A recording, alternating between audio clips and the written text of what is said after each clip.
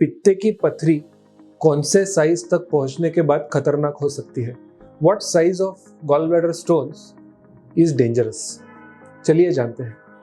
Hi, I am doctor Aditya Kulkarni. मैं gastro and cancer specialist Oasis clinic Pune में practice करता हूँ और मैं एक लेप्रोस्कोपिक और रोबोटिक सर्जन हूँ। गॉल ब्लैडर स्टोन्स यानी कि पित्ते की पथरी, ये एक बहुत ही कॉमन प्रॉब्लम है जो हम डे टू डे बेसिस में ओपीडी में देख रहे हैं।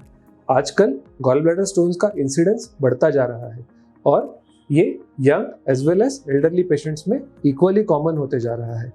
और कई बार पेशेंट सोनोग्राफी के रिपोर्ट लेके ये पूछते हैं कि सो एंड सो मेरी पथरी इतने सेंटीमीटर की है या इतने मिलीमीटर की है, और आप हमें ये बताएं कि कौन से साइज पे जाने के बाद गॉल ब्लैडर की पथरी ज़्यादा डेंजरस हो जाती है।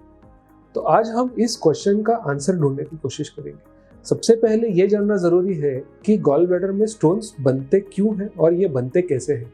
तो गॉल ब्लैडर स्टोन्स के पीछे कई सारे रीजंस हो सकते हैं। इसमें हार्मोनल फैक्टर्स, डाइटरी फैक्टर्स या फिर एज रिलेटेड फैक्टर्स होते हैं। बट एक कॉमन फैक्टर है कि डाइट में ज़्यादा मात्रा में कोलेस्ट्रॉल का होना, जिससे कि बाइल में बाइल सॉल्ट्स, बाइल एसिड्स और कोलेस्ट्रॉल ज़्यादा मात्रा में एक्सक्रीट होता है। दूसरा इंपॉर्टेंट फैक्टर है गॉल ब्लैडर का ठीक से काम ना करना, यानी कि गॉल ब्लैडर का ठीक से कॉन्ट्रैक्ट होके बाइल को आगे पुश ना करना, जिसके वजह से ये बाइल कुछ मात्रा में गॉल ब्लैडर में पीछे रह जाता है और ये स्टैग्नेंट हो जाता है। कोई भी चीज़ ज़्यादा समय तक स्टैग्नेंट रहने से इसमें इम्प्यूरिटीज तैयार हो जाती है।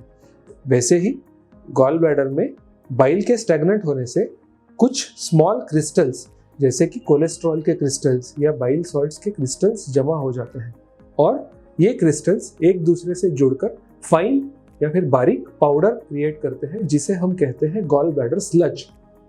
ये स्लज आगे जाकर गॉलस्टोन्स की जड़ बनता है और धीरे धीरे ये 2 से 3 मिलीमीटर के गॉलस्टोन्स बनाता है, यानी कि पित्ते की पथरी बनाता है।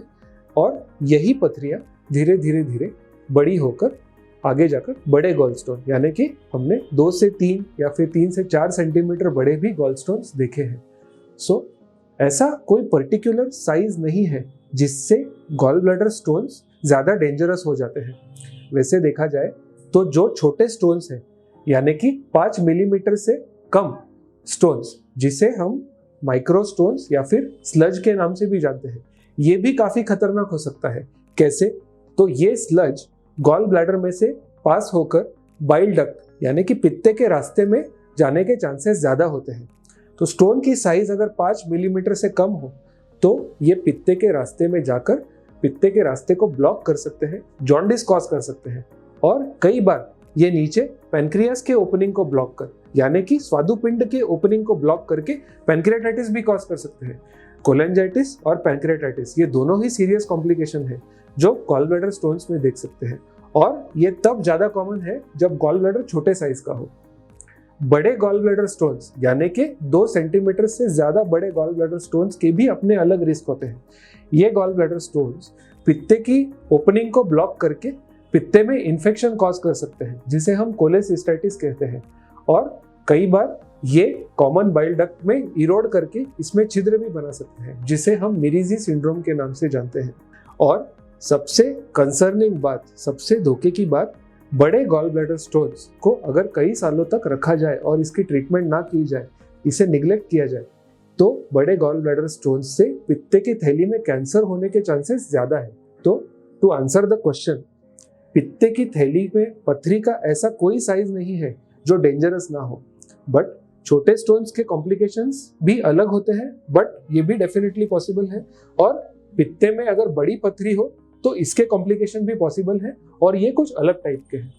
तो अगर आपको गॉल ब्लैडर से रिलेटेड कोई सिम्टम्स है तो इसे ट्रीटमेंट कराना बहुत ज़रूरी है, ना कि ये वेट किया जाए कि ये किसी साइज के बियॉन्ड बढ़े और फिर इसकी ट्रीटमेंट कराए, क्योंकि ऐसा कोई साइज नहीं है कि जिसके आगे हम सर्जरी रेकमेंड करें या इसको वेट एंड वॉच करें।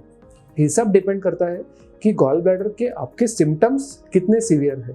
अगर गॉल ब्लैडर में पथरी है और आपको सिम्टम्स है तो रिगार्डलेस ऑफ साइज इसे ट्रीटमेंट की ज़रूरत है, और ये ट्रीटमेंट काफ़ी स्ट्रेट फॉरवर्ड है, और इससे आगे होने वाले कई सारे कॉम्प्लिकेशंस को हम जड़ में ही कट ऑफ करके इसे प्रिवेंट कर सकते हैं। सो अगर आपको गॉल ब्लैडर स्टोन्स से रिलेटेड कोई भी इंफॉर्मेशन चाहिए या आपको कोई सलाह की ज़रूरत हो तो please feel free to reach out. आप कमेंट बॉक्स में लिख सकते हैं, मुझे फ़ोन कर सकते हैं या फिर मेल पे पूछ सकते हैं। Thank you very much.